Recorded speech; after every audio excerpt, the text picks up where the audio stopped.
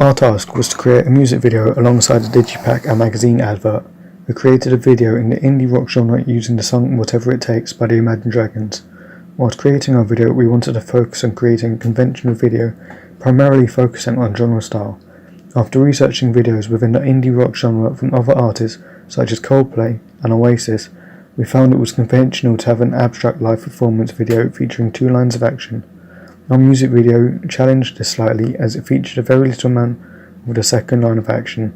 We wanted to reinforce the Imagine Dragons meta-narrative, which is being an abstract, extraordinary group. We analysed several of their videos such as Thunder and Believer and found they were conventional of the alternative rock genre, remaining very abstract whilst keeping with the live performance present representation of the band. Videos for songs such as Thunder show this as the visuals conform to the abstract feel to music video. We found that Imagine Dragons' star image focused on seeming extraordinary by showing their live performances and doing extraordinary things in their music videos, such as in Thunder when the lead singer is dancing in the street with multiple copies of himself and creating an absent representation of Imagine Dragons. A present representation is in Imagine Dragons' videos in which you see the band performing live and can feel connected to them. After analysing other similar artists such as Linkin Park and Fall Out Boy, we found that this technique is very conventional within the genre to represent the artist. We also developed a magazine advertisement and a digipack that met both of these genre conventions and the Imagine Dragons abstract, extraordinary meta-narrative. Both our digipack and advertisement include long shots of the artist with some images looking off in the distance and another straight at the camera. We wanted to incorporate elements of Goodwin's theory to our video to ensure that our production remained conventional. We did so by cutting to the beat and keeping shots linked between music and visual.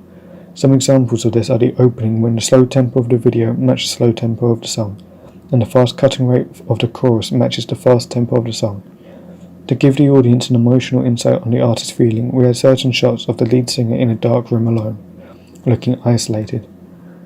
This was used to connote loneliness and sadness. This related to the song, which was all about overcoming your problems in your life, just as the lead singer had overcome depression.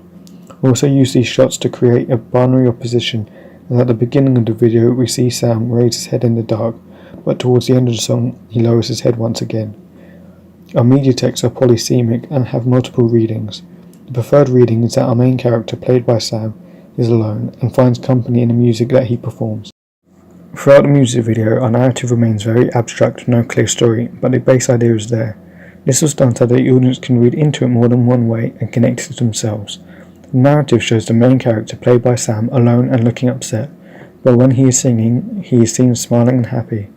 This is another example when we used binary oppositions to create meaning. In our digipack, each frame we use as signifiers of the character's loneliness by him being alone. This can be especially seen in the front cover of the digipack.